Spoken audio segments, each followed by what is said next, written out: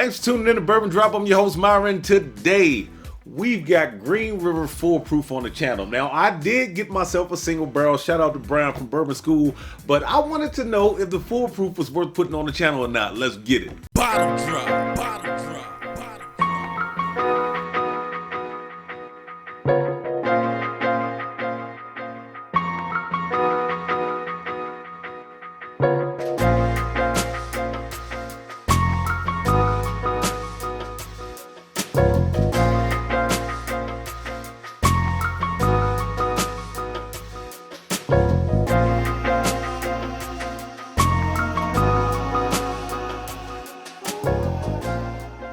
Before we get into this Green River, let's talk about my day. So I went out and walked 18 on a 96-degree day, and it was a feels like temperature of about 104, and there was no water out on the golf course. So I had to go to the clubhouse when I got to 10. Luckily, I took a whole bunch of bottles with me, 4 to be exact. Lost one somehow on the front 9, and they had a whole bunch of complimentary water. But before I went on the golf course, I needed to get something in my stomach. I stopped by a liquor store that was beside the Giant, and I knew they had high prices. I hadn't been in there in a while.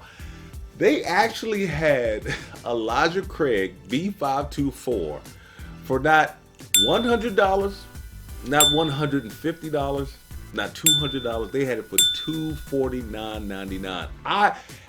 If I had my phone with me, I probably would have made it short. I went into the Giant just to get something to eat. I said, well, let me slide in there. I haven't been in there in a while, and I was just blown away.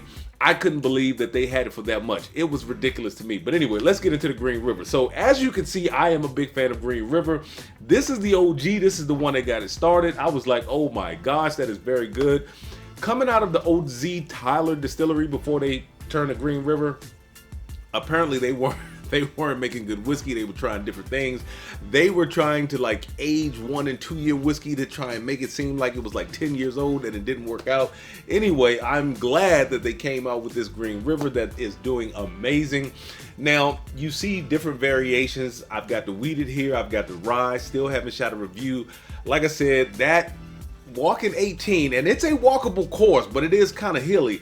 I probably will only be shooting one video tonight. I don't think I'm going to get around to doing this video because that heat kind of whooped me. It was like playing in the oven.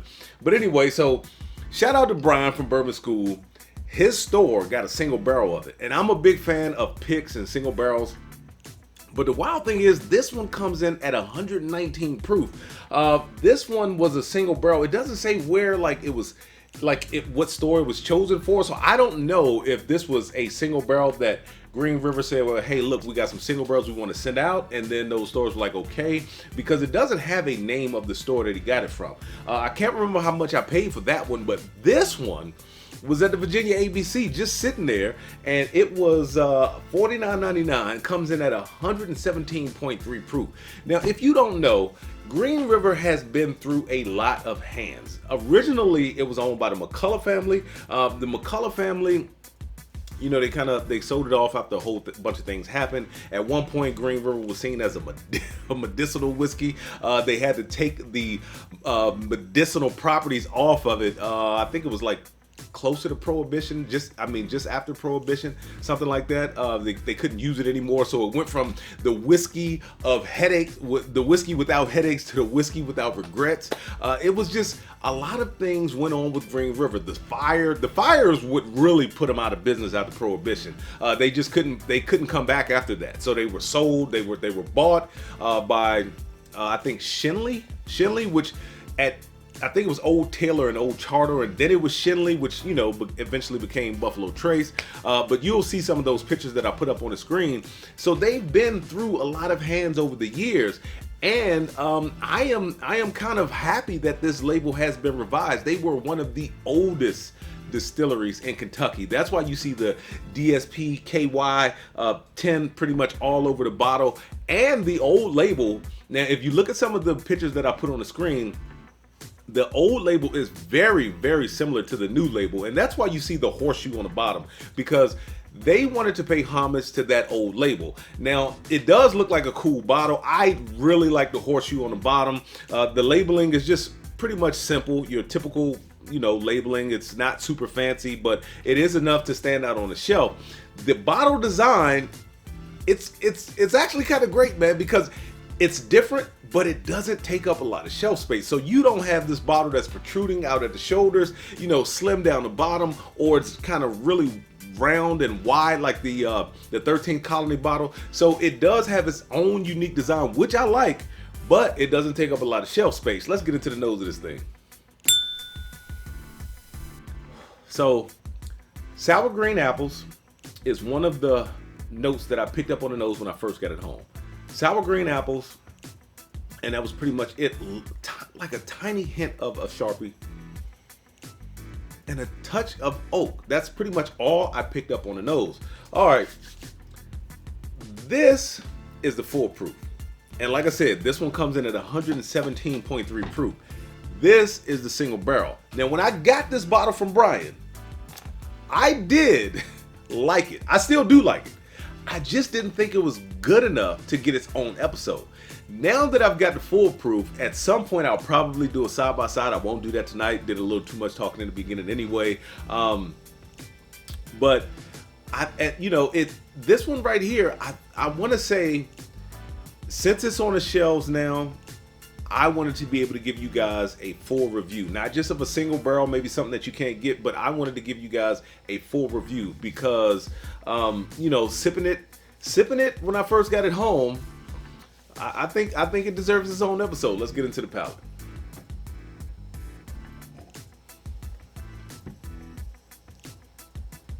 A little spicy on the back and the mid. Black pepper on the finish. A little bit of grape on the finish too. But in the beginning, it starts off with that sour green apple, transfers over to the palate with a touch of caramel. The first night that I sipped it, when I got it home, I was like, okay. I was like, sour green apples dipped in caramel. I'm getting the same thing tonight. Now I'm getting a nice dark chocolate on the finish. That's why I think this thing deserved its own episode. Like I said, this was not bad. I liked it. I thought it was really good. I just didn't think it deserved its own episode, especially for something that's a single barrel. So for me to tell you to go, oh, you got to go get the single barrel, I didn't think that would be fair. But this one right here, really like it. Let's get back into the nose. Sour green apple, more vanilla comes across now.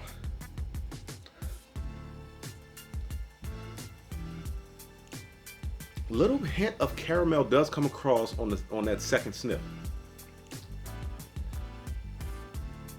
Let's get back into the palate.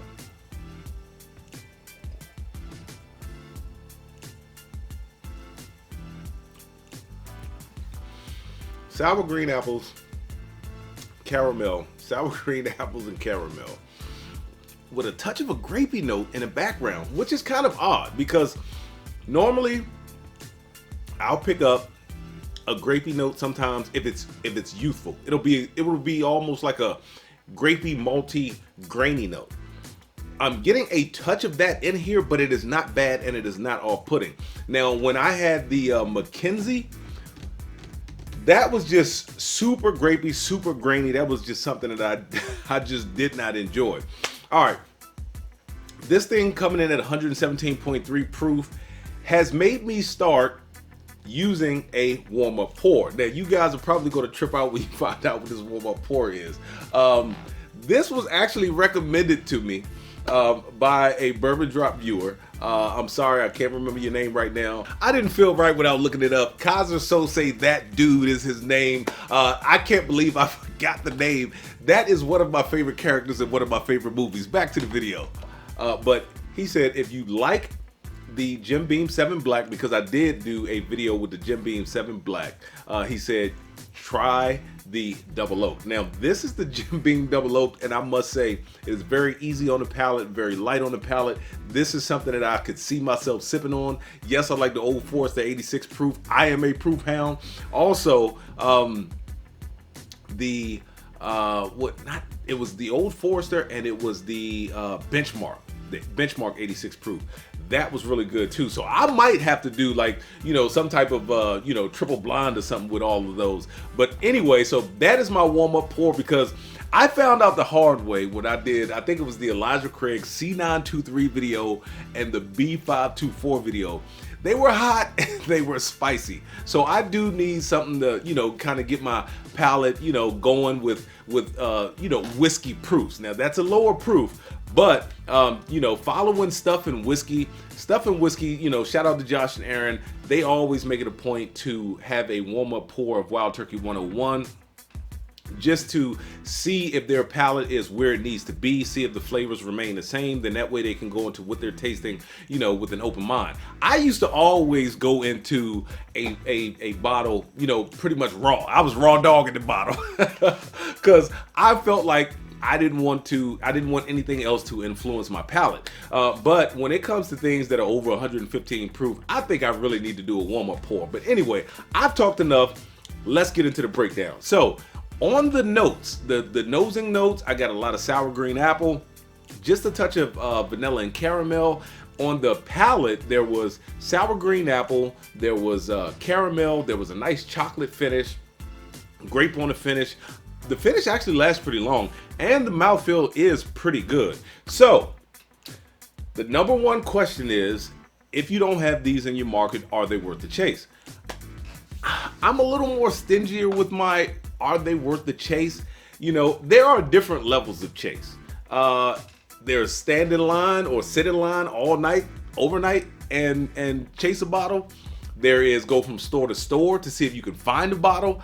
I am going to say that this one is very good, but I don't know if I want to say it's worth the chase. Hey, look, $49.99 for a foolproof product that is at least 4 years old. It has no age statement on the bottle, on the front or the back.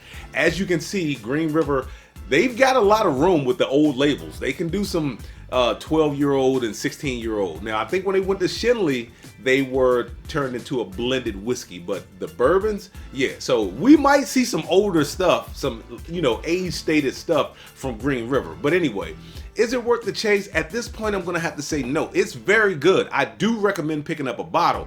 I'm not going to tell you to chase it, go from store to store. If they have it in that store, I do recommend picking it up. At $49.99, which is the same price as $17.92 full proof, I think that it is definitely worth it.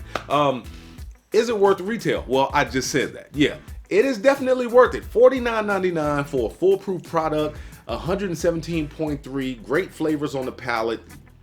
I would love to see what this thing tastes like with a couple more years in a barrel, but as of right now, I am still getting great flavors coming across the palate.